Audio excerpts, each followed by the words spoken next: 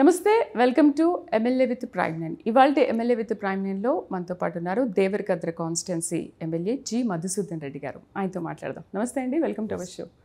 మధు గారు, ఇంత లావిష్ లైఫ్ని వదిలేసి ఎందుకు రాజకీయాల్లోకి వచ్చారు? అండ్ మీరు అడ్వకేట్ కూడా అనుకుంటా. And business man. No, I'm not a businessman. Basically, I'm a practicing advocate. Okay. 99లో ఎన్రోల్ అయినా అప్పటి నుంచి రెగ్యులర్గా ప్రాక్టీస్ చేస్తూ ఉండే. 7 years జూనియర్గా వర్క్ చేసి 2006లో బికమ్ ఎన్ ఇండిపెండెంట్. అప్పటి నుంచి ఓన్గానే ప్రాక్టీస్ చేస్తుండే. సో నేను ప్రాక్టీస్లో ఉన్నప్పుడు కూడా జనరల్గా సోషల్ సర్వీస్ అనేది చేస్తూ ఉండే.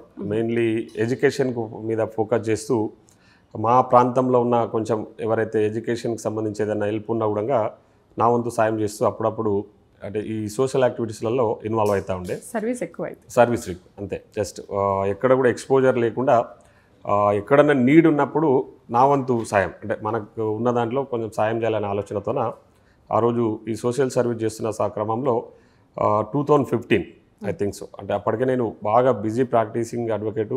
నాకు లీడింగ్ ప్రాక్టీస్ ఉండే. నా జూనియర్స్ దాదాపు ఒక 12 మంది జూనియర్స్ నాతో వర్క్ చేస్తుండే అప్పటికే. సో లీడింగ్ ప్రాక్టీస్ ఉన్నప్పుడు అప్పుడు వీకెండ్స్ నేను మా విలేజ్ పోవడము, మా ప్రాంతం అంటే నా నియోజకవర్గంలో అక్కడక్కడ సోషల్ సర్వీస్ చేస్తున్న క్రమంలో కొందరు నా మిత్రులు, నా వెల్ విషర్స్, తర్వాత నాకు పొలిటికల్గా కూడా చాలామంది ఫ్రెండ్స్ ఉన్నారు అప్పటికే. మీరు రాకముందే నేను రాజకీయాలకు రాకముందే కొందరు క్లయింట్స్ ఉండే నాకు, కొందరు వాళ్ళు ఉండే. వాళ్ళందరూ కూడా సజెస్ట్ చేస్తూ ఉండే, నువ్వు ఎట్లాగో సోషల్ సర్వీస్ వైపు అంటే నువ్వు అడుగులేస్తున్నావు కాబట్టి బాగుంటుంది. If you join in politics అంటే రెగ్యులర్ పాలిటిక్స్లోకి వస్తే, ప్రజాక్షేత్రంలోకి వస్తే ఇంకా ఎక్కువ సర్వీస్ చేసే అవకాశం ఉంటుంది అని చెప్తే, సో అప్పుడు నేను 2015లో ఒక నిర్ణయం తీసుకొని కాంగ్రెస్లో పార్టీలో జాయిన్ కావాలనే ఒక ప్రయత్నం. ఎందుకంటే నాకు Congress party ideology first of all బేసిక్గా మా ఫ్యామిలీ, మా ఫాదరు అప్పుడు అందరూ కూడా కాంగ్రెస్ పార్టీ అంటే వాళ్ళు కొంచెం ఇదిగా ఉండే. తర్వాత నాకు first of all Congress party ideology. ఎందుకంటే దేశం కోసం ఈరోజు కాంగ్రెస్ అంటే కాంగ్రెస్ పార్టీలో శ్రీమతి ఇందిరాగాంధీ గారు కానివ్వండి, రాజీవ్ గాంధీ గారు కానివ్వండి, దేశం కోసం వాళ్ళు ప్రాణాలు అర్పించిన పార్టీ, కుటుంబం నుంచి వచ్చిన వ్యక్తులు ఆ పార్టీ నేపథ్యం.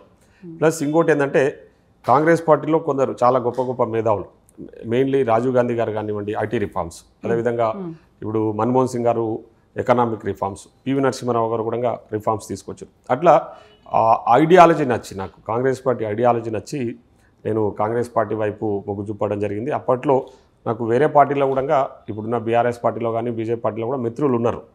వాళ్ళు కూడా ఒకవేళ నువ్వు రాజకీయాలకు పోతా ఉన్నావు కదా, ఇప్పుడు సెంట్రల్లో బీజేపీ రూలింగ్లో ఉంది, ఇక్కడ స్టేట్లో టీఆర్ఎస్ పార్టీ రూలింగ్లో ఉంది, రూలింగ్ పార్టీలో జాయిన్ అయితే బాగుంటుంది కదా అని కొందరు సజెస్ట్ చేసిరు. కానీ సో అప్పుడు నేను ఆలోచన చేసింది, సో నేను చెప్తా ఉన్నా కదా, కాంగ్రెస్ పార్టీ ఐడియాలజీ, కాంగ్రెస్ పార్టీలో ఉన్న లీడర్షిప్ నచ్చి మాత్రమే కాంగ్రెస్ లో జాయిన్ అయ్యారు. కానీ ఎవరి ప్రోత్సాహం లేదు, ఎవరి ప్రోత్సాహం కూడా లేదు, ఇందులో జాయిన్ అవ్వాలి ఎవరు ఫోర్స్ కూడా లేదు. నేను జాయిన్ అయినప్పుడు నాకు పెద్దలు ఇప్పుడు స్వర్గీయ జైపాల్ రెడ్డి గారు, నేను ఆయనను అప్రోచ్ కావడానికి కూడా మా పెద్దలు జిల్లాల చిన్నారెడ్డి గారు, ఆయన త్రూ నాకు అంటే మాకున్న రిలేషన్ ప్రకారం ఆయనను అప్రోచ్ కావడం, ఆయన త్రూ నేను జైపాల్ రెడ్డి గారిని అప్రోచ్ కావడం, జైపాల్ రెడ్డి గారు నన్ను ప్రోత్సహించారు పెద్ద ఎత్తున. నేను అప్పటికే సోషల్ సర్వీస్ చేస్తున్నది జిఎంఆర్ యువసేన అని ఒక స్వచ్ఛంద సంస్థ ద్వారా యాక్టివిటీ చేస్తున్న విషయాన్ని, నేను కాన్షియన్స్లో తిరుగుతున్న విషయాన్ని జైపాల్ రెడ్డి గారు గ్రహించారు. జైపాల్ రెడ్డి నోటీస్లో ఉంది ఆల్రెడీ. సో అప్పటికే నేను చాలామంది జిఎంఆర్ సేవా సమితి అని ఆర్గనైజేషన్ రిజిస్టర్ చేసి ఆర్గనైజేషన్ పేరు మీద కొన్ని యాక్టివిటీస్ చేస్తూ ఉండే. అప్పటికే నన్ను అందరు జిఎంఆర్ అని పిలుస్తూ ఉండే నియోజకవర్గంలో. అప్పటికే నోటెడ్ అయిపోయింది మేజర్గా, ఎస్పెషల్లీ ఎడ్యుకేషన్ సైడు విధంగా నేను హెల్ప్ చేస్తూ ఉండే. జైపాల్ రెడ్డి గారు కూడా నేను ఒకసారి కలవడానికి వెళ్తే, జిఎంఆర్ యూఆర్ డూయింగ్ వెల్ అని చెప్పేసి నన్ను అప్రిషియేట్ చేసిన. Better you join in the Congress party, definitely I support you అని చెప్పేసి జైపాల్ రెడ్డి గారు నాకు చెప్పడము. జైపాల్ రెడ్డి గారు త్రూ, చెన్నారెడ్డి గారు త్రూ ఆ రోజు నేను కాంగ్రెస్ పార్టీలో రావడం జరిగింది. అప్పుడు నేను కాంగ్రెస్ పార్టీలో జాయిన్ కావడానికి నాకు కొందరు నా మిత్రులు, ముఖ్యంగా ఇప్పుడు వంశీ చంద్రారెడ్డి గారు కానివ్వండి, సంపత్ కుమార్ నేను డిగ్రీలో కలిసి చదువుకున్నాం. సో వాళ్ళందరూ కూడా అప్పుడు నాకు హెల్ప్ చేశారు కాంగ్రెస్ పార్టీలోకి రావడానికి. జైపాల్ రెడ్డి గారు నేను నాకు ఎప్పుడు కూడా ఆ టీడీపీ పార్టీ గురించి ఎప్పుడు ఆలోచన కూడా చేయలేదు. టీడీపీ నేను పాలిటిక్స్లోనే నేను లేను అసలు. First of all up to 2015 నేను ఎప్పుడు కూడా అసలు ప్రత్యక్ష రాజకీయాల్లో ఎప్పుడు కూడా ఎక్కడ పాల్గొనలేదు. ఈవెన్ మా సొంత గ్రామంలో జరిగిన రాజకీయ అంటే ఎలక్షన్స్ అప్పుడు కూడా ఎక్కడ కూడా పాల్గొనలేదు. అంటే కొంతమంది అనుకోవడం ఏంటంటే టీడీపీ బ్యాక్గ్రౌండ్ కాబట్టి రేవంత్ రెడ్డి మీకు టికెట్ ఇచ్చారు. నో నేను కాంగ్రెస్ పార్టీలోకి వచ్చినప్పుడు రేవంత్ రెడ్డి గారితో నాకు అప్పుడు పెద్ద సన్నిహిత్యం కూడా లేదు. వాస్తవంగా చెప్పాలంటే పరిచయం ఉంది. నేను చెప్తా ఉన్నా కదా, నేను ఇప్పుడు జైపాల్ రెడ్డి గారు త్రూ నేను కాంగ్రెస్ పార్టీలకు రావడం జరిగింది. జనరల్గా ఇప్పటికి కూడా నేను ఎక్కడన్నా నేను ముఖ్యమంత్రి గారు రేవంత్ రెడ్డి గారు నన్ను ఎవరైనా పరిచయం చేయాలంటే డైరెక్ట్గా ఆయన చెప్పేది ఏంటంటే మా మధు జైపాల్ రెడ్డి గారి శిష్యుడు, జైపాల్ రెడ్డి గారు త్రూయే కాంగ్రెస్ పార్టీలోకి వచ్చిరని చెప్పేసి ఆయన ఇంట్రొడ్యూస్ చేస్తుంటారు జనరల్గా. సో అట్లా నాకు చిన్నారెడ్డి గారు, జైపాల్ రెడ్డి గారు, తర్వాత సంపత్ కుమార్, వంశీచంద్ర రెడ్డి, అట్లా నేను కాంగ్రెస్ పార్టీలోకి రావడం జరిగింది. తర్వాత నేను పార్టీలో జాయిన్ అయిన తర్వాత 2018లో కాంగ్రెస్ పార్టీలో జాయిన్ అయిన తర్వాత 2018 ఎలక్షన్ అప్పుడు కూడా నేను టికెట్ ప్రయత్నం చేసిన. నేను తర్వాత ఒక 2-3 ప్రయత్నాలు చేయడం జరిగింది. అప్పట్లో ఆ ఎలక్షన్స్ అప్పుడు జనరల్గా టికెట్ విషయంలో లాస్ట్ మినిట్ వరకు కూడా టికెట్కు నాకు అవుట్ రైట్ సపోర్ట్ చేసిన వ్యక్తి జైపాల్ రెడ్డి గారు ఆలోచన. నేను ఎందుకంటే ఆయన లేకపోయినా ఆయన చేసిన హెల్ప్ను మనం మర్చిపోవద్దు కాబట్టి సో లాస్ట్ మినిట్ వరకు నా కోసం ప్రయత్నం చేశారు, కాలేదు. అయినా కూడా నేను ఎక్కడ కూడా వెనకడగలేదు. అప్పుడు కాంగ్రెస్ పార్టీ నుంచి టికెట్ తెచ్చుకున్న వ్యక్తికి నా నియోజకవర్గంలో నేను వెన్నుదన్నుగా ఉండి నేను సపోర్ట్ చేసిన ఆ రోజు. అంటే నేను ఆయన గెలుపు కోసం నేను ప్రయత్నం చేసిన. సరే, దురదృష్టవశాత్తు ఆ రోజు ఆయన గెలవలేకపోయాడు.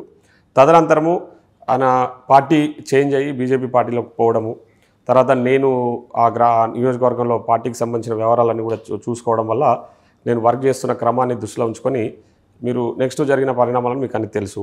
రేవంత్ రెడ్డి గారు పీసీసీ ప్రెసిడెంట్ కావడము, తర్వాత పీసీసీ ప్రెసిడెంట్ గారు రేవంత్ రెడ్డి గారు అయిన తర్వాత డిస్ట్రిక్ట్ ప్రెసిడెంట్స్ చేంజ్ చేస్తుండే అప్పుడు అన్నీ.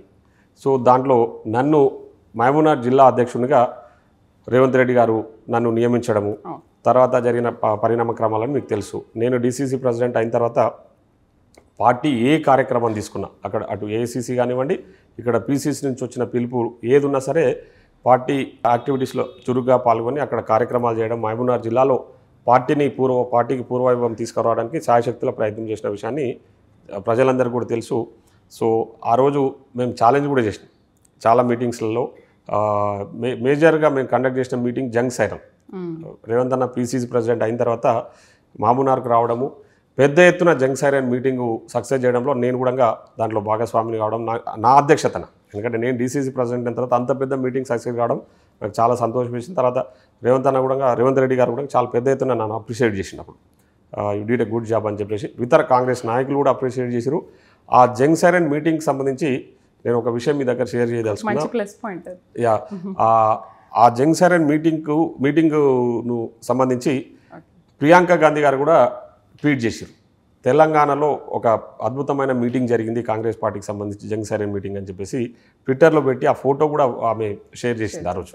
So I'm so happy about that. ఎందుకంటే ఒక పని చేసినందుకు అప్రిషియేట్ చేస్తే జనరల్గా మనం అంటే హ్యాపీగా ఫీల్ అవుతాం.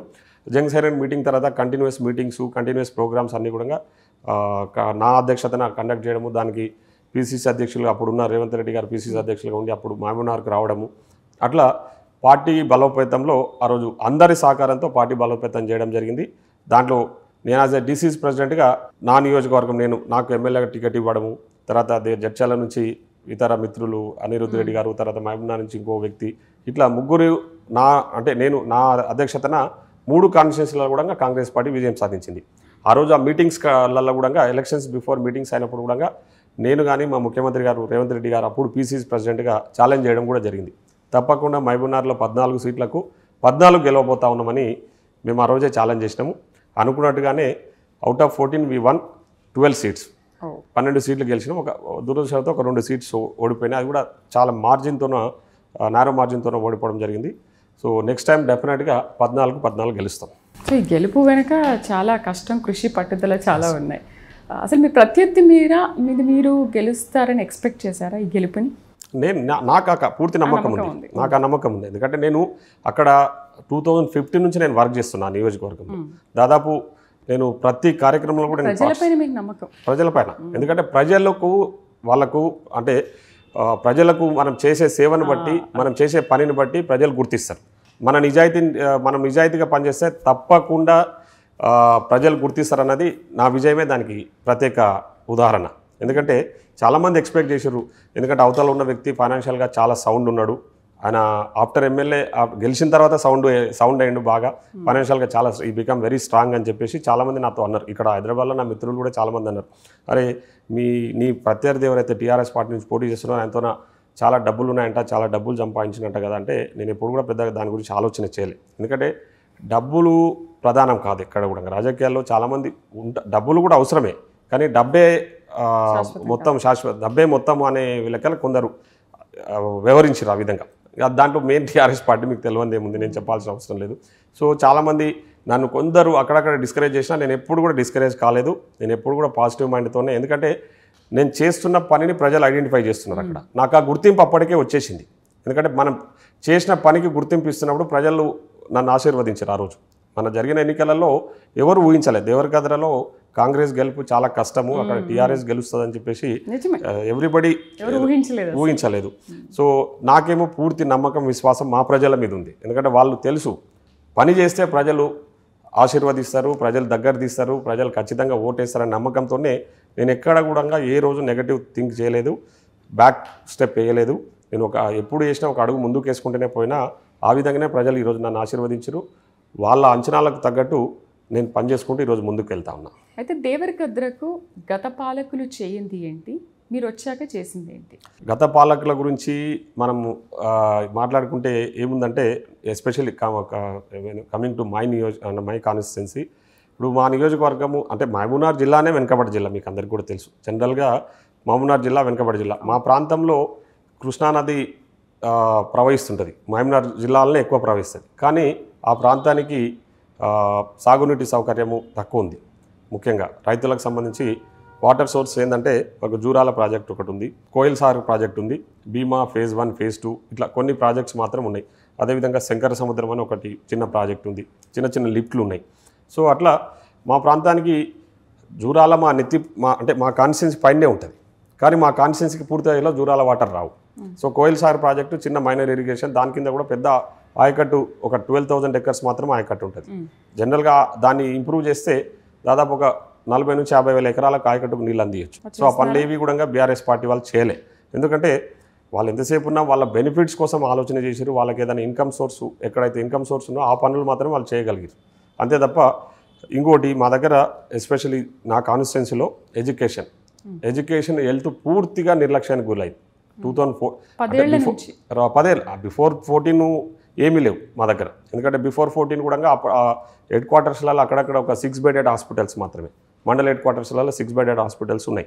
అంతే తప్ప ఇక్కడ కూడా మోర్ దెన్ 6 బెడెడ్ హాస్పిటల్ మా నియోజకవర్గంలో బిఫోర్ 2014 లేవు. ఆఫ్టర్ 14 to 2023 వరకు టీఆర్ఎస్ పార్టీ వాజ్ ఇన్, మీకు తెలుసు. ఆ 10 ఏళ్ళు వాళ్ళు ఒక్క హాస్పిటల్ని కూడా అప్గ్రేడ్ చేయలేదు. అట్లీస్ట్ ఎడ్యుకేషన్కి సంబంధించి టోటల్ నా కాన్స్టిట్యున్సీలో ఒక డిగ్రీ కాలేజ్ లేదు. అంటే ఇదంతా కూడా మీకు ఎందుకు చెప్తా ఉన్నా అంటే ఎడ్యుకేషన్ పూర్తిగా నిర్లక్ష్యానికి గురి చేసారు వాళ్ళు. ఇప్పుడు తెలంగాణ ఏర్పడితే చాలామంది చాలా పెద్ద ఎక్స్పెక్టేషన్స్ ఉన్నాయి మనకు. తెలంగాణ రాష్ట్రం కోసం ఆ రోజు అందరం పోరాటం చేసినాం. మన పోరాటము, విద్యార్థుల పోరాటం, నిరుద్యోగుల పోరాటము, సకల జనుల పోరాటం, సకల జనులందరూ కూడా ఆ రోజు ఉద్యమాలు చేసి తెలంగాణ రాష్ట్రాన్ని సాధించుకున్నాం. సో ఇప్పుడు తెలంగాణ రాష్ట్రం ఏర్పడినప్పుడు జనరల్గా ఎవరైనా ఎక్స్పెక్టేషన్స్ ఏవి ఉంటాయి, మన ప్రాంతం అభివృద్ధి చెందుతుంది, అన్ని రకాల కూడా హెల్త్ అండ్ ఎడ్యుకేషన్ పరంగా కూడా అభివృద్ధి చెందుతుందని ఊహించినాం.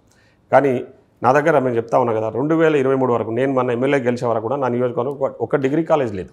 డిగ్రీ చదువుకోవాలంటే పోతే వనపర్తి కన్నా పోవాలా, లేదంటే మహబూబ్నగర్ కన్నా మా ప్రాంత ప్రజలు ఎవరైనా ఇంటర్మీడియట్ అయిపోయిన తర్వాత డిగ్రీ చదువుకోవాలంటే మహబూబ్నగర్కి రావాలి.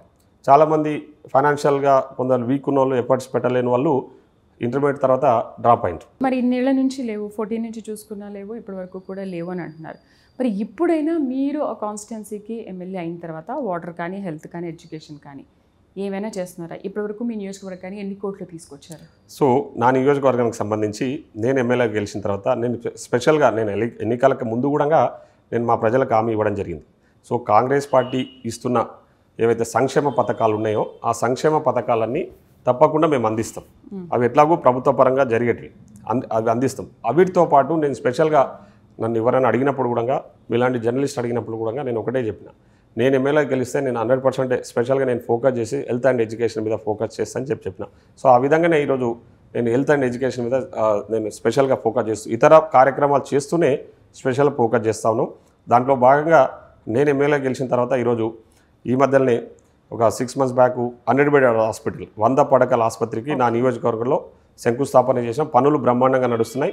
ఒక 1 year లోపు హాస్పిటల్ అందుబాటులోకి తీసుకొస్తాం దేవరకద్రలో. అదేవిధంగా ఇప్పుడు కొత్తకోటలో కూడా 50 bedded హాస్పిటల్కు శంకుస్థాపన చేసినాం. అక్కడ కూడా పనులు మొదలైనవి. అక్కడ కూడా 50 bedded హాస్పిటల్ బ్రహ్మాండంగా కంప్లీట్ చేస్తాం. ఒక 1 year లోపల అందుబాటులోకి తీసుకొస్తాం. దాంతోపాటు చిన్న చింతకుంటలో ఒక డయాలసిస్ సెంటర్, ఎందుకంటే డయాలసిస్ పేషెంట్స్ ఈ మధ్యన ఎక్కువైపోయారు. సో నా నియోజకవర్గంకి సంబంధించి డయాలసిస్ సెంటర్స్ ఒక 2 డయాలసిస్ సెంటర్స్ రిక్వెస్ట్ పెట్టుకున్నాము. అది కూడా అబౌట్ టు శాంక్షన్. చింతకుంటలో ఒకటి, దేవరకద్రలో డయాలసిస్ సెంటర్స్ పెట్టి ఆ ప్రాంత ప్రజలకు డయాలసిస్ సెంటర్స్కు ఫ్రీగా గవర్నమెంట్ పరంగా ట్రీట్మెంట్ చేయించాలని. డబ్బులు లేవంటారు కదా కాంగ్రెస్. అదే అంటే డబ్బులు దేనికి లేవు, డబ్బులు దోసుకుపోయిన వాళ్ళు దోసుకుపోయారు. సో ఇప్పుడు వస్తున్న సోర్స్ని బట్టి మేము వర్క్ చేసుకుంటూ పోతున్నాం. దాంట్లో బాగానే ఇప్పుడు ఈ హాస్పిటల్స్కి ఇవన్నిటికి ఇప్పుడు ఈ మినిమం నీడ్స్ ఇవన్నీ, ఈ మినిమం నీడ్స్ కూడా డబ్బులు ఉంటాయి ప్రభుత్వం దగ్గర. ఇప్పుడు కొన్ని పెద్ద పెద్ద ఇప్పుడు కాళేశ్వరం లాంటి ప్రాజెక్టులు కట్టి కమిషన్లు దండుకోవాలంటే డబ్బులు లేవు మా దగ్గర, అది ప్రాబ్లం. సో కాకపోతే ఇట్లాంటి మినిమం నీడ్స్ అనేవి పబ్లిక్ కావాల్సిన నీడ్స్ చేయడానికి మాత్రం డబ్బులు ఉన్నాయి. దానికి సంబంధించి శాంక్షన్స్ వచ్చినాయి. ఆల్రెడీ చెప్తా ఉన్నాను, 100 bedded హాస్పిటల్కు ఆల్రెడీ 35 crores శాంక్షన్ అయినాయి, వర్క్ నడుస్తూ ఉంది. 50 bedded హాస్పిటల్కు 15 crores శాంక్షన్ అయితే అది వర్క్ నడుస్తూ ఉంది. ఇప్పుడు అదేవిధంగా నా కాన్స్టిట్యూన్సీలో పేరూరు, తర్వాత చిన్న చింతకుంట, కొన్ని మండలాలలో అప్గ్రేడ్ చేయబోతా ఉన్నాం హాస్పిటల్స్ అన్ని. మూసాపేట, అడ్డాకులో కూడా ఉన్న ప్రైమరీ హెల్త్ సెంటర్ను కమ్యూనిటీ హెల్త్ సెంటర్గా కన్వర్ట్ చేసి 30 bedded కింద అప్గ్రేడ్ చేయడానికి ఆల్రెడీ ప్రణాళికలు కూడా ప్రభుత్వానికి పంపించడం. ప్రభుత్వం దగ్గర it's under consideration, it's going to be sanction. Shortly అది శాంక్షన్ అయితే హైవే నాకు మేజర్గా నా దగ్గర నా నియోజకవర్గంలో నేషనల్ హైవే ఎక్కువ ఉంది. బెంగళూరు హైవే నెంబర్ 44 ఉంది కదా. 2 నేషనల్ హైవే నా కాన్స్టిట్యున్సీలో ఉన్నాయి. ఒకటి 44 నేషనల్ హైవే 44, ఒకటి 169. సో బెంగళూరు నేషనల్ హైవే దాదాపు ఒక 68 kilometers నా కాన్స్టిట్యున్సీలో ఉంటుంది. After Jadcherla up to Pebbair, near Pebbair వరకు నేషనల్ హైవే ఉంటుంది. సో నేషనల్ హైవే వెంబడి ఒకటి ట్రామా కేర్ సెంటర్ కూడా ప్లాన్ చేసినాము. తొందరలోనే దాన్ని కూడా పనులు ప్రారంభించబోతాం. ఎందుకంటే హైవేలో ఏమైనా యాక్సిడెంట్స్ అయితే ఎమర్జెన్సీ సర్వీసెస్ కోసం. సో ఇవి హెల్త్ పైన ఫోకస్ పెడతా ఉన్నాయి. ఎడ్యుకేషన్కి సంబంధించి డిగ్రీ కాలేజ్ ఆల్రెడీ నేను వచ్చిన వెంబడే ఫస్ట్ తెలంగాణ, అంటే మా గవర్నమెంట్ ఏర్పడిన తర్వాత తెలంగాణలోనే ఫస్ట్ డిగ్రీ కాలేజ్ నేనే తీసుకున్నా నా దేవరకద్ర కాలేజీలో. ఇప్పుడు దేవరకద్రలో ఎమ్మెల్యే మీరే అవుతారు. Thank you so much. చేసిన మంచి పనులు ఖచ్చితంగా ప్రజలు మిమ్మల్ని గెలిపిస్తారు. డిగ్రీ కాలేజు తీసుకొచ్చిన, ఇప్పుడు డిగ్రీ కాలేజ్ రన్ అవుతా ఉంది. బిల్డింగ్ లేదు, బిల్డింగ్ సంబంధించి ఆల్రెడీ ప్రపోజల్స్ గవర్నమెంట్కి పంపినాం. ప్లేస్ కూడా we have been identified the place also. So we are going to start shortly building construction కూడా చేయబోతా ఉన్నాం. సో అట్లా అన్ని మండల్ హెడ్ క్వార్టర్స్లో జూనియర్ కాలేజెస్, అన్ని మండల్ హెడ్ క్వార్టర్లో జూనియర్ కాలేజు, హెడ్ క్వార్టర్లో డిగ్రీ కాలేజు. అదేవిధంగా ఈరోజు టార్గెట్ ఆల్రెడీ ఇప్పుడు ఇవన్నీ శాంక్షన్స్ వచ్చాయి.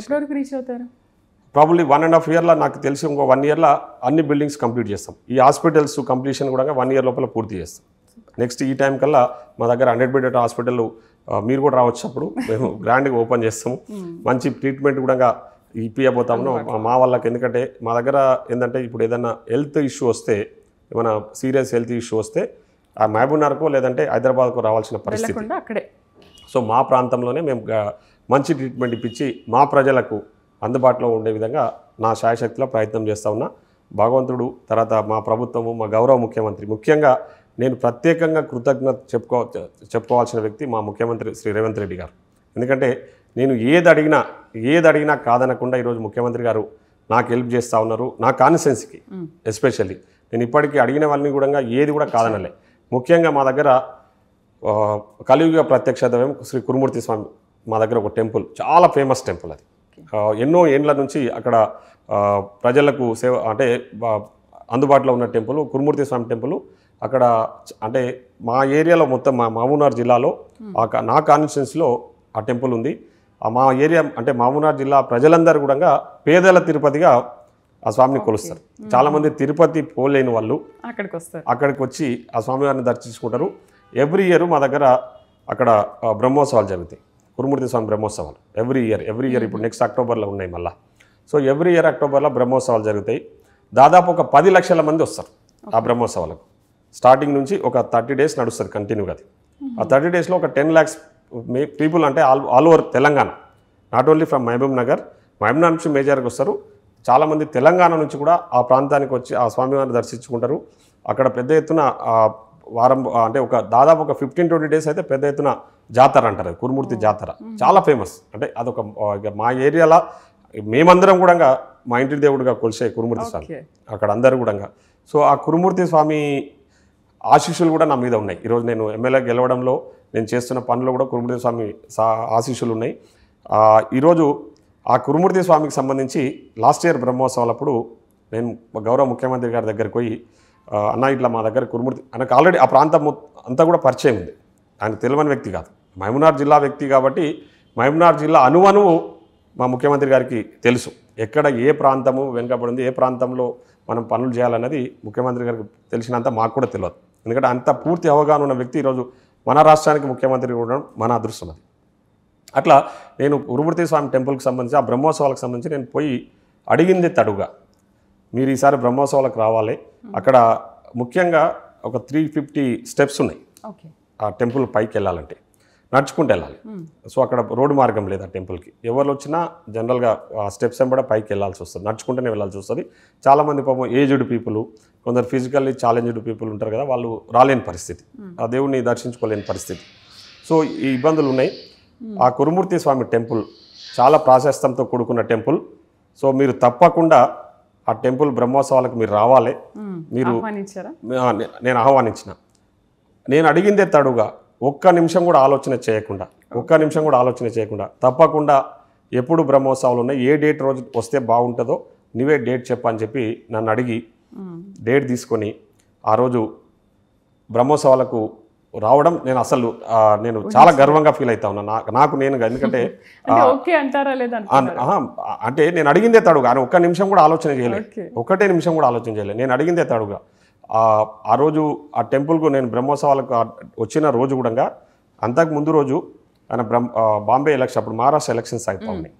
మహారాష్ట్ర ఎన్నికల క్యాన్వసింగ్లో ఈ సో బిజీ, నైట్ వరకు అక్కడ ఎలక్షన్ క్యాంపెయినింగ్లో ఉండి, మార్నింగు జనరల్గా ఆ రోజు ఏదో వెదరు కొంచెం ఇబ్బందిగా ఉండే, చాపరు వెదరు సహకరిస్తలేదు, weather is not cooperating for the chopper అని చెప్పి బై రోడ్డు హైదరాబాద్ ఆ రోజు నైట్ 12 o'clockకి హైదరాబాద్కి వచ్చి నైట్ హైదరాబాద్లో ఉండి, మార్నింగు బై రోడ్డు దాదాపు 150 కిలోమీటర్లు ఉంటుంది హైదరాబాద్ నుంచి ఆ టెంపుల్కి రీచ్ కావాలంటే, 150 కిలోమీటర్స్ బై రోడ్డు. మా ముఖ్యమంత్రి గారు ఆ రోజు మా కురుమూర్తి స్వామి దర్శనానికి రావడము, బ్రహ్మోత్సవాల్లో పాల్గొనడము, ఆ రోజు దర్శనం చేసుకోవడము, అదొక్కటే కాదు, దానికంటే ముందు నేను అడిగిన ఈ టెంపుల్ డెవలప్ చేయాలన్నా ఇక్కడ చాలా, ఎందుకంటే లక్షల మంది ఎవ్రీ ఇయర్ వస్తారు, ప్లస్ రెగ్యులర్గా కూడా పబ్లిక్ వస్తూ ఉన్నారు, ప్రతి అమావాస్యకు కొన్ని వేల మంది వస్తూ ఉన్నారు. కాబట్టి మీరు ఈ టెంపుల్కి సహకారం చేయాలంటే 110 crores శాంక్షన్ చేసిండు, 110 కోట్ల రూపాయలు శాంక్షన్ చేసిండు. ఆ రోజు వచ్చినప్పుడు ఆయన చేతుల మీదనే మా ముఖ్యమంత్రి గారు, మా గౌరవ R&B మినిస్టర్ మా కోమటిరెడ్డి వెంకటరెడ్డి గారు, మా ఇన్ఛార్జ్ మినిస్టర్ శ్రీ దామోదర్ రాజనరసింహ గారు, ఆ రోజు అందరూ పెద్దలందరూ మా ముఖ్యమంత్రి గారితో పాటు ఆ రోజు ఆడికి రావడము, దాంట్లో ఆ రోడ్డు శాంక్షన్ చేయడము, ఆ రోజు శంకుస్థాపన, మేము ఈరోజు టెంపుల్కు ఘాట్ రోడ్డు నిర్మాణం చేపట్టాం, అంటే పైకి వెళ్ళడానికి ఆ ఘాట్ రోడ్డుకు 110 కోట్ల రూపాయలు ముఖ్యమంత్రి గారు శాంక్షన్ చేశారు. దాంట్లో మా ఇద్దరు R&B మినిస్టర్ కోమటిరెడ్డి వెంకటరెడ్డి గారు, తర్వాత మా ఇన్ఛార్జ్ మినిస్టర్ సహకారం కూడా ఉంది. ఎందుకంటే అంత పెద్ద మొత్తం అమౌంట్ నేను అడిగిందే తడుగా మా ముఖ్యమంత్రి గారు వాళ్ళు శాంక్షన్ చేసినందుకు నేను ప్రత్యేకంగా కృతజ్ఞత తెలియజేస్తా ఉన్నా. ఈరోజు బ్రహ్మాండంగా పనులు కూడా మొదలుపెట్టాం. సో ఒక 1 yearలో నెక్స్ట్ బ్రహ్మోత్సవాలకు, ఈ బ్రహ్మోత్సవాలకు అంటే ఇప్పుడే మొదలుపెట్టినాం కాబట్టి నెక్స్ట్ బ్రహ్మోత్సవాలకి ఘాట్ రోడ్ నిర్మాణం పూర్తవుతుంది. దాంతోపాటు ఆ రోజు అక్కడికి వచ్చినాక ఇంకొక విషయం కూడా నేను ముఖ్యమంత్రి గారి దృష్టికి తీసుకెళ్తే, అన్న ఇంకా కొన్ని నిర్మాణాలు చేపట్టాలి, ఇక్కడ కొన్ని కాటేజెస్ కట్టాలి, ఇంకా కళ్యాణ మండపాలు కూడా నిర్మించాలంటే దాదాపు మళ్ళీ అప్పటికప్పుడే అక్కడ ఉన్న ఆఫీసర్స్కి డైరెక్ట్ చేసి ఇంకా ఏమేమి రిక్వైర్మెంట్స్ ఉన్నాయి, ఈ టెంపుల్ను మహబూబ్నగర్ జిల్లాలో ఒక ల్యాండ్ మార్క్గా అంటే ఒక ప్రాశస్తం గల ప్రాంతంగా దీన్ని తయారు చేద్దామని చెప్పేసి అప్పటికప్పుడే అధికారులను ఆదేశించడము, మళ్ళీ అధికారులు ఒక 50 నుంచి 60 కోట్ల రూపాయలు శాంక్షన్స్కు ప్రపోజల్స్ పంపించారు, ఇంకా కొన్ని డెవలప్మెంట్స్. సో ఈరోజు అక్కడ అన్ని పనులు మొదలుపెట్టారు. తడువుగా అసలు అన్నిటికీ పర్మిషన్ ఇచ్చేస్తున్నారు, డబ్బులు ఇచ్చేస్తున్నారు కదా, మీ ఒక్కరికే సపోర్ట్ ఉన్నారా లేకపోతే అందరికీ ఇలాగే? అందరికీ. అది నేనేమంటున్నా అంటే నాకు జరిగిన హెల్ప్ గురించి నేను మాట్లాడుతూ ఉన్నా. ఇప్పుడు ముఖ్యమంత్రి గారు అందరికీ, ఇప్పుడు సిరిసిల్ల రాజన్న టెంపుల్ కూడా డబ్బులు ఇచ్చారు, యాదాద్రి టెంపుల్కు డబ్బులు ఇచ్చారు, మా మన్యంకొండ టెంపుల్ కూడా చేస్తుంటే ఎందుకు ప్రతిపక్ష పార్టీలు మిమ్మల్ని సీఎంని పదే తిడుతూ ఉంటారు? నేను అదే చెప్తాను. ఇప్పుడు ప్రతిపక్ష పార్టీల్లో పాత్ర పోషించాల్సిన పాత్ర పోషించకుండా వాళ్ళను ఇప్పుడు ప్రతిపక్షాలు అనేటివి ఏ విధంగా పనిచేస్తున్నాయో ఈరోజు మనం చూస్తా ఉన్నాం. ముఖ్యంగా ప్రతిపక్ష నాయకులు కొందరు పేర్లు ఇప్పుడు మనం అంటే ఆ పేర్లు కూడా నాకు అప్పుడప్పుడు మాట్లాడాలని ఇష్టం పుట్టట్లేదు. ఎందుకంటే ప్రతిపక్ష పాత్ర చాలా కీలకమైంది రాష్ట్రంలో. అధికార పక్షంతో ప్రతిపక్షానికి సమాన హోదా ఉంటుంది మాట్లాడే దాంట్లో. విమర్శ అనేది అంటే విమర్శ చేయడం అనేది కూడా దానికి ఒక పద్ధతి ఉంటుంది, ఒక ప్రొసీజర్ ఉంటుంది. ఆ విధంగా విమర్శ చేస్తే దాన్ని 100% మేము పాజిటివ్గా తీసుకుంటాం. కానీ ఇప్పుడు మాట్లాడుతున్న వ్యక్తులు, వాళ్ళు యూజ్ చేస్తున్న లాంగ్వేజ్, వాళ్ళు వాడుతున్న భాష, ఇక మీకు నేను చెప్పదలుచుకోలేదు. చదువుకున్న వ్యక్తులు, విదేశాలలో ఉద్యోగాలు చేసిన వ్యక్తులు, గొప్పగా మేమేదో గొప్ప మేధావుల కుటుంబం నుంచి వచ్చినామని చెప్పుకుంటున్న వ్యక్తులు మాట్లాడుతున్న భాష మనం చూస్తున్నాం, వాళ్ళు విమర్శిస్తున్నది చూస్తున్నాం. సో వాళ్ళకు ఒకటే పనిగా ఈరోజు రాష్ట్ర ఆర్థిక పరిస్థితి గురించి ఎవ్రీబడి నోస్. తెలంగాణ రాష్ట్ర ఆర్థిక పరిస్థితి ఏంది, ఎన్ని అప్పులు చేసిర్రు, ఆ అప్పులకు మితీలు అసలు కట్టుకుంటా మా ముఖ్యమంత్రి గారు కానీ, మంత్రులు కానీ, మేము కానీ ఏ విధంగా కష్టపడుకుంటూ ఈరోజు రాష్ట్రాన్ని ముందుకు తీసుకుపోతా ఉన్నాం. భారతదేశంలో తెలంగాణ మోడల్ ఫాలో కావాలని ఈరోజు ఇతర రాష్ట్రాల్లో ఉన్న రాజకీయ పార్టీల నాయకులు కూడా ఆలోచన చేస్తూ ఉన్నారు. మా ముఖ్యమంత్రి గారు ఆ విధంగా పాలన చేస్తూ ఉన్నారు. ఒక ల్యాండ్ మార్క్, తెలంగాణకు ఒక ల్యాండ్ మార్క్ టైపు పనులు చేస్తూ ఉన్నారు ఈరోజు ముఖ్యమంత్రి గారు. సో దాంట్లో నేను ఒకటే చెప్తా ఉన్నా, ఈరోజు రియల్లీ నేను అదృష్టంగా భావిస్తూ ఉన్నాను. ఎందుకంటే ఒక గొప్ప డైనమిక్ లీడర్ కింద మేము పనిచేస్తున్నందుకు ఒక గొప్ప ముఖ్యమంత్రి. ఎందుకంటే ఆయన చూస్తే మాకో ధైర్యం ఏర్పడతా ఉంది. మేము ఇప్పుడు జనాలల్లో కూడా మేము ఇంత ధైర్యంగా పబ్లిక్లోకి ఎందుకు పోగలుగుతున్నాం, పబ్లిక్లో ఎందుకు మాట్లాడగలుగుతున్నాం అంటే మాకంటూ మా వెనక ఒక డైనమిక్ లీడర్ ఉన్నాడనే నమ్మకంతోనే మేము ఈరోజు ముందుకు పోతా ఉన్నాం. మరి అంత మంచి మెజార్టీ ఉన్నప్పుడు పక్క పార్టీ ఎమ్మెల్యేలను ఎందుకు చేర్చుకున్నారు? అండ్ సుప్రీం తీర్పు పైన మీరు కూడా నేను మాట్లాడారు, స్పందించారు. మార్చిలో జరిగిన అసెంబ్లీ సమావేశాలు అనుకుంటా సీఎం కూడా అన్నారు అసలు ఉప ఎన్నిక రాదు, పదే కేటీఆర్ ఉప ఎన్నిక వస్తుంది అని అంటున్నారు. ఉప ఎన్నిక రాదు, అసలు మీరు దాని గురించి ఆలోచించాల్సిన అవసరం లేదని సీఎం చెప్తున్నారు. ఉప ఎన్నిక వస్తే ఏంటి అసలు? నేను ఏమంటున్నా, దాని గురించి మీరు ఒకటి నువ్వు ఎక్కడ భయపడట్లేదే, మేము ఎక్కడ భయపడట్లేదు. ఎందుకు అనుకుంటున్నాను నేను వస్తా ఉన్నా, దానికే వస్తా ఉన్నా. ఈరోజు మీరు ఒక పక్క పార్టీ ఎమ్మెల్యేలను ఎందుకు చేర్చుకున్నారని మీరు ఫస్ట్ ఒక క్వశ్చన్ వేసారు. I want answer for that question first. మేము ఎక్కడ కూడా పక్క పార్టీ ఎమ్మెల్యేలను బలవంతంగా ఏది ప్రలోభాలకు గురి చేసో లేకపోతే ఇంకా ఏదో రకంగా చేర్చుకున్న దాఖలాలు లేవు. ఈరోజు మా ముఖ్యమంత్రి, నేను చెప్తా ఉన్నా కదా, నేను ఎందుకు గర్వంగా ఫీల్ అవుతా ఉన్నా, నేను ఎందుకు అంత గట్టిగా చెప్తా ఉన్నా, ఒక డైనమిక్ లీడర్ అనే వ్యక్తి ఇప్పుడు మన కుటుంబంలో ఒక పెద్ద మనిషి, అంటే మన కుటుంబ పెద్ద, ఒక సన్మార్గంలో పనిచేసుకుంటూ ఒక ధైర్యంగా పనిచేసుకుంటూ ముందుకు పోతా ఉంటే ఆయన కింద మనం అంతా కూడా హ్యాపీగా ఫీల్ అవుతాం. సో ఆ విధంగా ఈరోజు మా ముఖ్యమంత్రి గారు చేస్తున్న పాలన పట్ల మా ముఖ్యమంత్రి గారిని చూసి చాలామంది ఆకర్షితులై ఈరోజు వాళ్ళంతకు వాళ్ళు వాలంటీర్గా కాంగ్రెస్ పార్టీకి సపోర్ట్ చేయడానికి వచ్చారు. ఎవరు ఇప్పుడు వచ్చిన ఎమ్మెల్యేలు కూడా. కానీ ఎక్కడ కూడా మీరు ఎమ్మెల్యేని కొన్నారు, అదే చెప్తా ఉన్నా, నేను అంటా ఉన్నా. ఇప్పుడు వాళ్ళలాగా ఇప్పుడు వాళ్ళు ఇప్పుడు 2014లో నేను ఎందుకు చెప్తా ఉన్నా అంటే జరిగిన కాంగ్రెస్ నుంచి అక్కడ జాయిన్ అయ్యారు. వస్తాను 2014లో వాళ్ళని జాయిన్ చేసుకుంటారు, వాళ్ళే పని చేసి మీరు పని చేస్తారు. నేను వీఆర్ నాట్ డూయింగ్ దట్. అదే చెప్తా ఉన్నా, మాకు వాళ్ళకున్న తేడా చెప్తా ఉన్నా నేను. 2014లో ఈరోజు టీఆర్ఎస్ పార్టీ 63 సీట్లు గెలుచుకున్నారు. అది 63 సీట్లు గెలిచి అధికారంలోకి వచ్చారు. దాంట్లో 2014లో అది అప్ టు 2018 వరకు 18 ఎలక్షన్స్ వచ్చే వరకు వాళ్ళతో 90 మంది ఎమ్మెల్యేలు తయారైన వాళ్ళ దగ్గర. 63 ఎక్కడ, 90 ఎక్కడ, మళ్ళీ 27 మంది ఎక్కడి నుంచి వచ్చారు, వాళ్ళకేం మళ్ళీ ఉప ఎన్నికలు జరగలేదు, వాళ్ళేం గెలిచి మళ్ళీ వచ్చి టీఆర్ఎస్ పార్టీ బీఫామ్తో గెలవలేదు. మరి 90 మంది ఎమ్మెల్యేలను వాళ్ళు కండవాళ్ళు కప్పి చేర్చుకొని ఏ విధంగా చేర్చుకున్నారో ఆ రోజు అందరికీ తెలిసిన విషయం, జగమెరిగిన సత్యం. ఒక టీఆర్ఎస్ పార్టీ, కాంగ్రెసు, టీడీపీ ఏ పార్టీలను వదలలే వాళ్ళు, సిపిఐ, సిపిఎం ఎవరిని వదలలే. నాట్ ఓన్లీ ఎమ్మెల్యేలు, ఎమ్మెల్సీలు, ఎంపీలను ఎవరిని వదలకుండా వాళ్ళు ప్రలోభాలకు గురి చేసి తర్వాత ఇతరత్ర భయభ్రాంతులకు గురి చేసి వాళ్ళని చేర్చుకున్న విషయం మనందరికీ తెలుసు. అది పోతే సరే, అప్పుడేమో వాళ్ళకి అరకొర మెజార్టీ కాబట్టి వాళ్ళు చేర్చుకున్నారు అనుకుందాం. 2018 ఎలక్షన్లో టీఆర్ఎస్ పార్టీ 88 సీట్లు గెలిచింది. మరి 88 సీట్లు గెలిచిన తర్వాత కూడా ఆ రోజు కాంగ్రెస్ పార్టీన 19 మంది మేము గెలిచినాం ఎమ్మెల్యేలు. మా పార్టీ నుంచి 19 మంది గెలిచారు. అవుట్ ఆఫ్ 19లో 12 మెంబర్స్ను వాళ్ళ పార్టీలో చేర్చుకొని ఒకళ్ళకి మంత్రి పదవి కూడా ఇచ్చారు ఆ రోజు టీఆర్ఎస్ పార్టీ నాయకులు. మరీ విచిత్రం ఏంటంటే ఈరోజు నిన్న వివేకానంద గారు, ఆయన కూడా సుప్రీంకోర్టును అప్రోచ్ అయిన వ్యక్తులలో ఉన్నారు. వివేకానంద గారు మీకు తెలుసు, ఆయన టీడీపీ పార్టీ బీఫామ్ మీద గెలిచిన వ్యక్తి. లాటర్ ఈ join in TRS party. Talasani కూడా టీడీపీ నుంచి వచ్చిన వ్యక్తి, తలసాని శ్రీనివాస్ మంత్రి పదవి ఇచ్చారు. సో అవన్నీ ఇప్పుడు నేను ఏమంటున్నా అంటే వాళ్ళు చేసిన వ్యక్తులు, వాళ్ళు తప్పిదాలకు పాల్పడ్డ వ్యక్తులు, మళ్ళీ వాళ్ళే మాకు ఏమంటారు సుప్రీంకోర్టును అప్రోచ్ అయ్యారంటే ఇప్పుడు దాన్నే నేను ఏమంటున్నా, ప్రజాస్వామ్యాన్ని వ్యవస్థలను పూర్తిగా అపహాస్యం చేసి పూర్తిగా ధ్వంసం చేసిన వ్యక్తి కేసీఆర్ గారి కుటుంబం. ఈరోజు వాళ్ళ వల్లనే ఈరోజు తెలంగాణ రాష్ట్రం ఈ పరిస్థితి ఏర్పడ్డది. లేకపోతే మిగులు బడ్జెట్తో కూడుకున్న రాష్ట్రాన్ని ఈరోజు అధోగతి పాలు చేసేసి ఆర్థికంగా రాష్ట్రాన్ని ఒక 10 ఏళ్ళు వెనుకకు నెట్టేసారు ఈరోజు. సో దాన్ని ఇప్పుడు మా ముఖ్యమంత్రి గారు ఆ విధ్వంసాన్ని చక్కదిద్దుతూ ముందుకు పోతా ఉన్నాడు. దాన్ని చూసే ఈరోజు చాలామంది కాంగ్రెస్ పార్టీ పట్ల మా ముఖ్యమంత్రి గారి పట్ల ఆకర్షితులు కాంగ్రెస్ పార్టీకి సపోర్ట్గా వాళ్ళు నిలిచిండ్రు. అంతే తప్ప అంత మాత్రాన మేమేదో చేసినామని చెప్పేసి ఈరోజు కోర్టుకు పోయారు. సుప్రీంకోర్టు ఏమన్నది? సుప్రీంకోర్టు ఒక మంచి జడ్జిమెంట్ ఇచ్చింది. దాన్ని మేము స్వాగతిస్తూ ఉన్నాం, అప్రిషియేట్ చేస్తూ ఉన్నాం జడ్జిమెంట్. సుప్రీంకోర్టుని వాళ్ళు అప్రోచ్ అయిన విధానం ఏంటి, టీఆర్ఎస్ వాళ్ళు వేసిన కేసు ఏంటి, వాళ్ళ ప్రేయర్ ఏంది, ఎవరైతే 10 మెంబర్స్ ఎమ్మెల్యేస్ కాంగ్రెస్ పార్టీలో జాయిన్ అయినారు, కాంగ్రెస్ పార్టీకి మద్దతుగా నిలిచారు కాబట్టి వాళ్ళని డిస్క్వాలిఫై చేయండి అని చెప్పేసి దే అప్రోచ్ సుప్రీంకోర్టు. సుప్రీంకోర్టు ఏమన్నది, వాళ్ళు అడిగిన ప్రేయర్ అవుతుందో ఆ ప్రేయర్ను అగ్రీ కాలే, వాళ్ళ ప్రేయర్కి అగ్రీ కాకుండా వాళ్ళ కేసెస్ అని డిస్మిస్ చేస్తూ క్లియర్ కట్గా supreme court has given a direction to the speaker.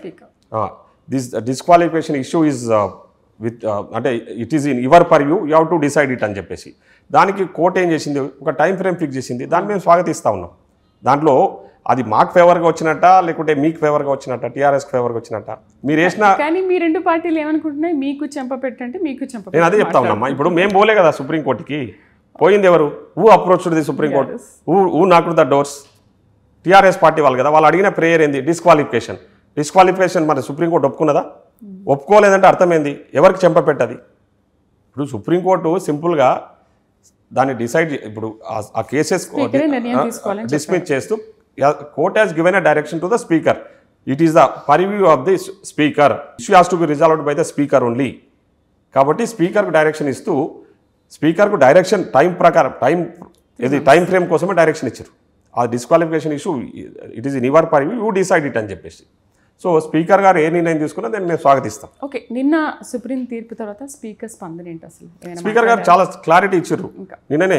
Speaker గారు తప్పకుండా న్యాయ సలహా తీసుకుంటాం, న్యాయ నిపుణుల సలహా ప్రకారం ఏదైతే సుప్రీంకోర్టు డైరెక్షన్ ఇచ్చిందో దాన్ని మేము డిసైడ్ చేస్తామని చెప్పారు. మేము కూడా దాన్ని స్వాగతిస్తూ ఉన్నాం. నేను ఇంకో అడుగు ముందుకేసి నేను ఏమంటా ఉన్నా, గతంలో చాలామందిని పార్టీ ఫిరాయింపులకు పాల్పడ్డ వ్యక్తులు ఉన్నారు. దాంట్లో కొందరు ఈరోజు సుప్రీంకోర్టును కూడా అప్రోచ్ అయిన వ్యక్తులు ఉన్నారు కొందరు. వాళ్ళందరూ కూడా ఎంక్వైరీ జరగాలి కదా, వాళ్ళ మీద కూడా ఎంక్వైరీ జరగాలి. వాళ్ళు చేసిన తప్పిదాలు ఇప్పుడు వాళ్ళు కొన్ని బెనిఫిట్స్ గవర్నమెంట్ నుంచి ఇప్పుడు ఎమ్మెల్యేలుగా మంత్రులుగా ఉన్న వ్యక్తులకు కొన్ని బెనిఫిట్స్ ఉంటాయి, సాలరీస్ కానివ్వండి, ఇతర బెనిఫిట్స్ ఉంటాయి. ఆ బెనిఫిట్స్ అని వాళ్ళు ఎంజాయ్ చేశారు. మరి వాళ్ళని కూడా డిస్క్వాలిఫై చేసి అప్పుడు ఏ రోజైతే కంప్లైంట్ ఇచ్చారో, ఏ రోజైతే పార్టీ మారినరో వాళ్ళ మీద కూడా డిస్క్వాలిఫై వేటు వేసి ఆ బెనిఫిట్స్ అన్ని రికవరీ చేయాలి ఈరోజు ఖచ్చితంగా. ఎందుకంటే ఇప్పుడు వాళ్ళకో నీతి మాకో నీతి కాదు కదా. ఇప్పుడు అట్లాంటిది అవన్నీ కూడా ఎంక్వైరీ చేయాలని రేపు పొద్దున మేము స్పీకర్ గారిని కోరుతాం. ఆల్రెడీ కంప్లైంట్స్ ఉన్నాయి. అప్పుడే టీఆర్ఎస్ ఇప్పుడు మా పార్టీ నుంచి 12 మంది ఎమ్మెల్యేలు చేంజ్ అయ్యి ఆ రోజు టీఆర్ఎస్ పార్టీలో చేరారు. తర్వాత టీడీపీ పార్టీ నుంచి ఎమ్మెల్యేలు చాలామంది టీఆర్ఎస్ పార్టీలో చేరినారు. 2014 నుంచి 2023 వరకు ఎంతమంది చేరినారు అనేది మొత్తం లిస్ట్ ఉంది. ఈరోజు మేము నిన్న ఆల్రెడీ సిఎల్పి నుంచి ఒక లిస్ట్ పంపించారు మీడియాకు. మీడియా వాళ్ళు కూడా ఈరోజు పేపర్లో రాశారు ఎవరెవరు పార్టీలు మారినరు, ఆ రోజు టీఆర్ఎస్ పార్టీ ఎవరెవరిని చేర్చుకున్నది, ఎంతమంది ఎమ్మెల్యేలను, ఎంతమంది ఎంపీలను, ఎంతమంది ఎమ్మెల్సీలను వాళ్ళ పార్టీలో చేర్చుకున్నారు అన్న విషయాలన్నీ ఒక లిస్ట్ ఇచ్చినాం. వాళ్ళందరి మీద కూడా ఎంక్వైరీ జరగాలి ఈరోజు. అదే మేము కోరుతున్నది. అందరి మీద ఎంక్వైరీ జరగాలి, అందరి మీద కూడా చర్యలు తీసుకోవాలి. ఇట్లా ప్రొసీజర్ స్పీకర్ ఎట్లా పర్మిట్ చేస్తే అట్లా న్యాయ ప్రకారం ప్రొసీజర్ ప్రకారంగా స్పీకర్ ఏ నిర్ణయం తీసుకున్నా. ఇంకొకటి బై ఎలక్షన్స్ గురించి ఈరోజు పదే కేటీఆర్ మళ్ళీ మొన్నటి వరకు సంకల్పం గుద్దుకున్నాడు, రేపే వస్తున్న ఎలక్షన్స్ రెడీగా ఉండండి అని చెప్పేసి. అంటే మేము రెడీగా లేమన్నట్ట నువ్వు ఆపోజిషన్లో ఉండి నీ పార్టీ పూర్తిగా అంటే జీరో స్థాయిలో ఉన్న పార్టీ గురించి పార్టీ నాయకుడు అట్లా మాట్లాడుతుంటే మేము అధికారంలో ఉన్నాం, ఇక్కడ ప్రజాపాలన అందిస్తున్నాం, ఒక గొప్ప నాయకుడు మాకు ముఖ్యమంత్రిగా ఉన్నాడు, మేము ఎందుకు ధైర్యంగా ఉన్నాం? ఒకసారి పథకాల విషయానికి వద్దాం మధుసూదన్ గారు.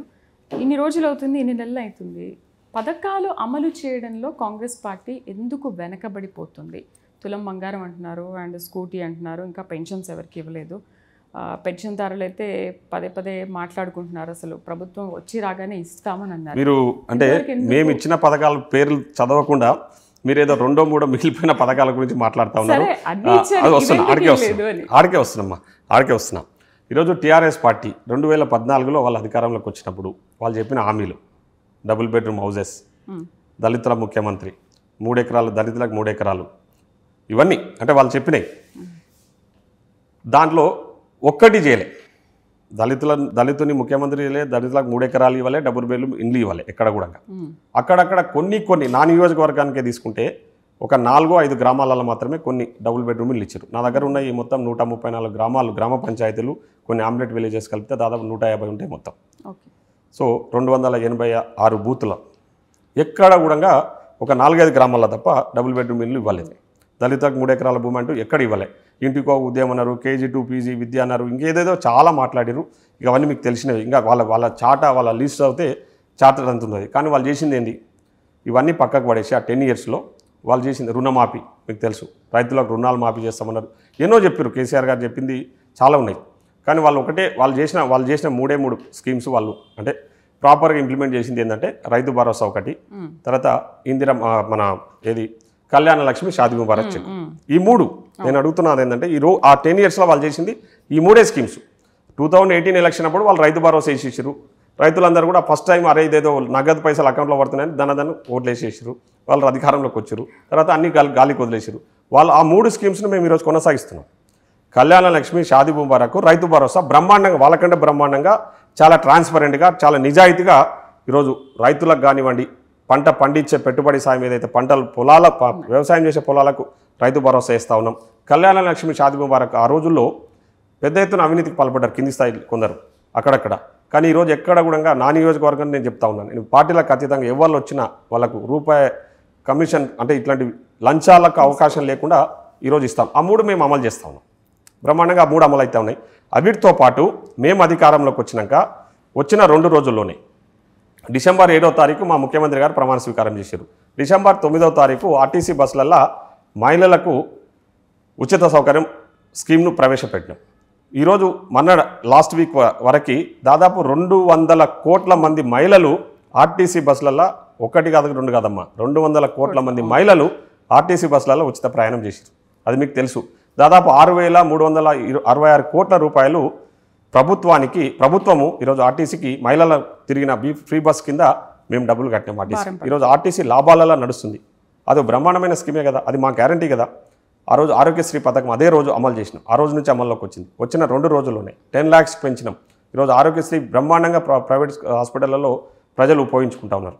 అది తర్వాత ఇందిరమ్మ ఇండ్లు, ఈరోజు పేదోడి ఇంటి కళ సాకారం చేసిన ఘనత మా ప్రభుత్వానికి, ఇది మా ప్రజాప్రభుత్వంది. ఈరోజు ఏ గ్రామంలో చూసినా ఈరోజు పండగ వాతావరణం. నా నియోజకవర్గంలో 3,500 ఇండ్లు ఇచ్చిన నేను, నా చేతుల మీదుగా ఇళ్ల పట్టాలు ఇచ్చినాం. ఇండ్లు లేని వాళ్ళకి ఎక్కడ కూడా అవినీతికి తావు లేకుండా, ఎలిజిబిలిటీ ఉన్న వ్యక్తులకి ఆన్లైన్ సిస్టమ్ ఇదంతా కూడా ఎక్కడ అవినీతికి ఆస్కారమే లేదు.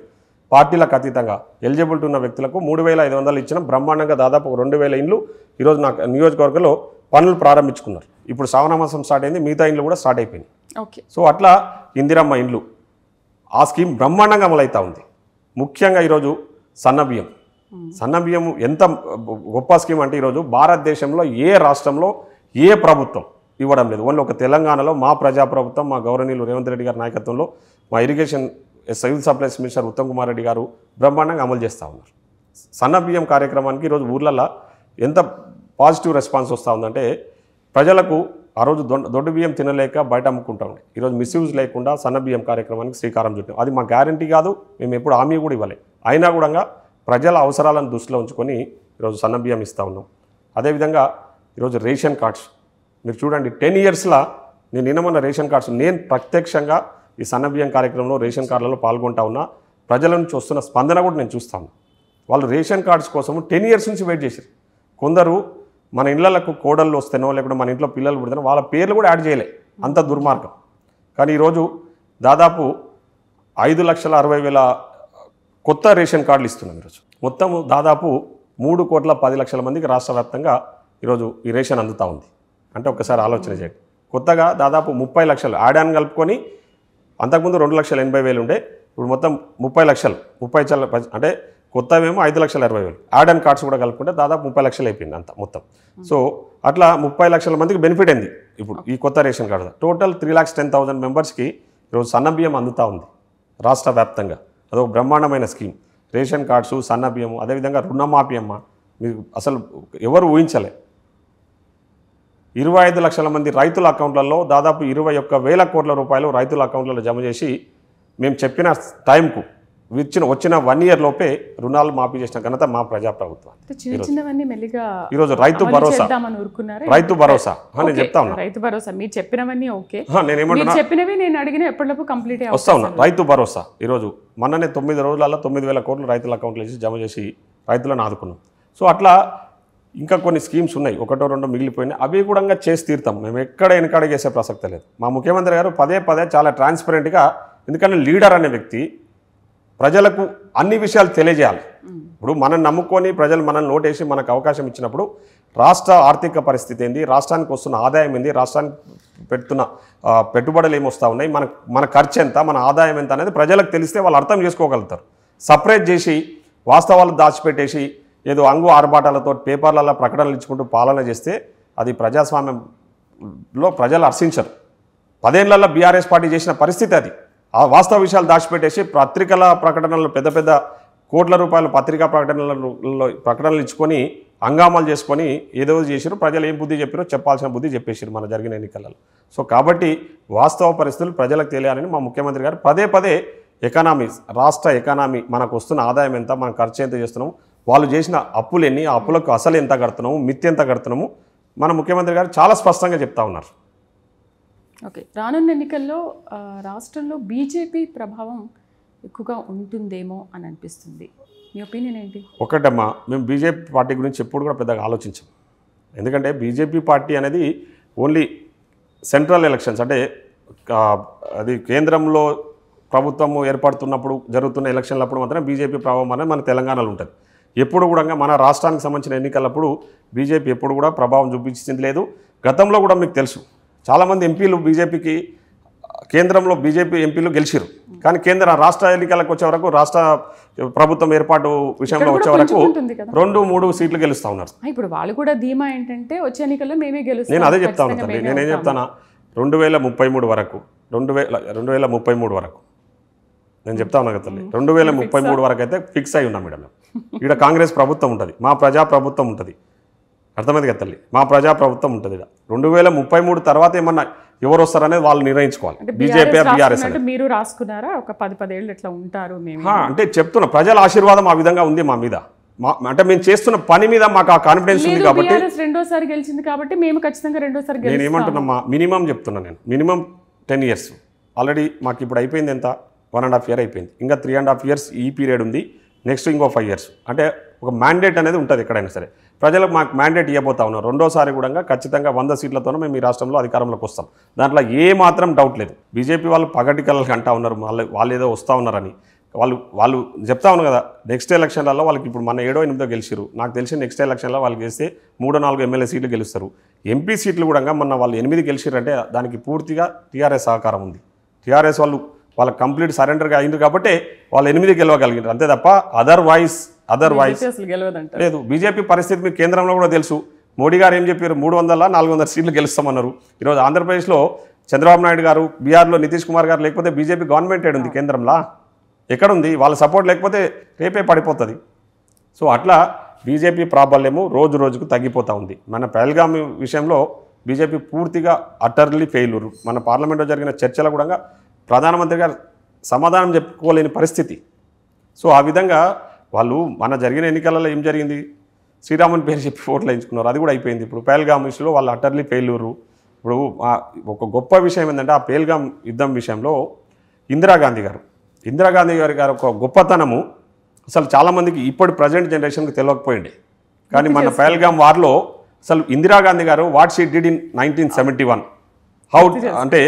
How she was taken a steps against Pakistan అనేది దాని మీద ఆ విషయాలని ఎంత పెద్ద ట్రోల్ అయిందో మీకు తెలుసు. ఆమె 1971లో ఒక మహిళ, ఒక ఉక్కు మనిషి ప్రధానమంత్రిగా ఉండి ఆ రోజు అమెరికా ఇన్వాల్వ్మెంట్ తీసి పక్కకు పెట్టేసింది. ఆమె ఇన్వాల్వ్ కానియలే ఆ రోజు 71లో డేర్గా నా దేశం నేను కాపాడుకోగలుగుతా, నేను చూసుకోగలుగుతాను విషయాలన్నీ కూడా ఈరోజు వైరల్ అయినాయి, మీరు చూసింటారు. ఈరోజు మోడీ గారు చేసింది ఏంది మీరు గమనించారు. సో ఆ విధంగా బీజేపీ గురించి ప్రజలు ఇప్పుడు ఆలోచనలో పడ్డారు.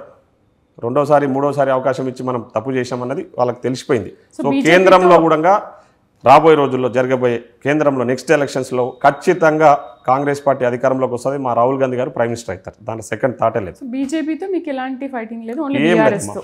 బీఆర్ఎస్తోనేనా లేకపోతే అది కూడా లేదా? ఇప్పుడున్న పరిస్థితి మీకు రాష్ట్రంలో బీజేపీ బీఆర్ఎస్ రెండు కలిసి మా మీద పోటీ చేయడానికి వస్తాయి. మాకు తెలుసు ఆల్రెడీ వాళ్ళకు ఆ ఒప్పందం ఉంది. ఎందుకంటే మన జరిగిన పార్లమెంట్ ఎన్నికలలో అది క్లియర్ కట్గా ప్రూవ్ అయింది. ఎమ్మెల్సీ ఎన్నికల్లో కూడా క్లియర్ కట్గా ప్రూవ్ అయింది. కాబట్టి రేపు ఎక్కడ ఈవెన్ లోకల్ బాడీ ఎలక్షన్లో కూడా వాళ్ళు ఇద్దరు కలిసే పోటీ చేస్తారు. అయినా మేము ఎక్కడ భయపడట్లే, అన్ని మేమే గెలవబోతా ఉన్నాం దాంట్లో. ఎందుకంటే ప్రజల ఆశీర్వాదం మా వైపు ఉంది. ఆబ్వియస్లీ ఎందుకంటే మేము చేస్తున్న పని, మేము ప్రజల్లో ఉంటున్నాం కాబట్టి ప్రత్యక్షంగా ప్రజా సమస్యలు తెలుసుకొని అవి పరిష్కారం చేయడంలో మేము ఎప్పుడు ముందుంటున్నాము. మేము పనిచేస్తూ ఉన్నాం. ఇప్పుడు పనిచేస్తున్న వ్యక్తులకు 100% ధీమా ఉంటుంది. ఎందుకంటే మా ముఖ్యమంత్రి గారు, మంత్రులు, మేము అనునిత్యం ఎక్కడ వన్ డే కూడా రెస్ట్ తీసుకోకుండా మేము ప్రజల్లో ఉంటున్నాం, ప్రజల కోసం పనిచేస్తున్నాం. కాబట్టి మాకు ఆ ధీమా ఉంది. 100% విల్ సక్సీడ్. సో మీరు కూడా ఎక్కువ శాతం నియోజకవర్గంలో మోస్ట్ ఆఫ్ ది టైమ్ అమ్మ నేను ఎక్కువ మటుకు నాకు, ఎందుకంటే నేను ఈ ప్రొఫెషన్ అంతా వదిలేసుకున్నా కంప్లీట్గా. ఎందుకంటే మీరు అన్నారు కదా ఇంత మంచి లావిష్ లైఫ్ను వదులుకున్నారని. I'm so happy about. ఇప్పుడు నేను ఆ లావిష్ లైఫ్ వదిలేసుకున్నా, చాలా రోజులు అయిపోయింది నేను వదిలేసుకుని. ఎందుకంటే నాకు చాలా లావిష్ లైఫ్ ఉన్నది. ఎందుకంటే నేను ఒక 2 days 3 days కోర్టుకు పోతే చాలనే పరిస్థితులు ఉండే అప్పుడు. అంటే అంత ఇంకా ఉంది. నా జూనియర్స్ వాళ్ళే టేకప్ చేస్తూ వాళ్ళు చూసుకుంటున్నారు ఆఫీస్ అంతా. అప్పుడప్పుడు నా అవసరం ఉంటే కోర్టు కూడా అప్రోచ్ అవుతా ఉన్నా, అపీర్ అవుతా ఉన్నా. పొలిటీషియన్ నేను చాలా హ్యాపీగా ఉంది. ఎందుకంటే ప్రజలు నాకు మంచి అవకాశం ఇచ్చారు.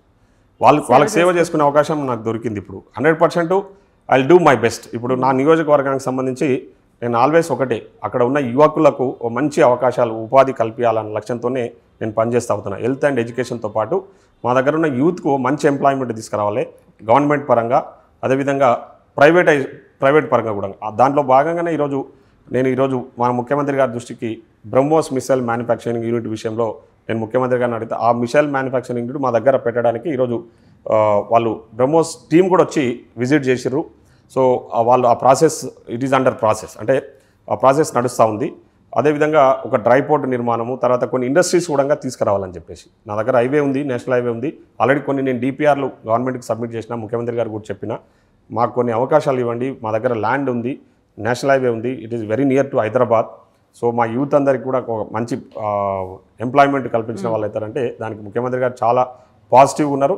Definitely I hope that definitely I get something for hour youth in my constituency. GMR గారి లైఫ్ స్టైల్ ఏంటి, ఎలా ఉంటుంది? చూస్తున్నారమ్మా, నార్మల్. నేను చాలా సింపుల్సిటీ మ్యాన్. ఎందుకంటే అవన్నీ చూసి వచ్చినా నేను.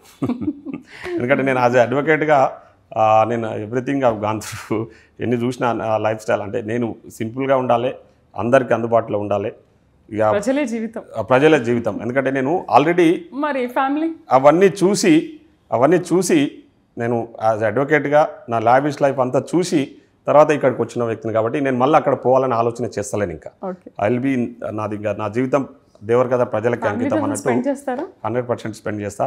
నా వైఫ్, మా సన్, తర్వాత మా డాటరు, ముగ్గురు. అంటే నా భార్య కూడా ఏంటంటే మా wife she is very cooperative. ఎందుకంటే ఈరోజు నేను ఈ స్థాయిలో ఉన్నంటే నా వైఫ్ సపోర్ట్ కూడా చాలా ఉంది.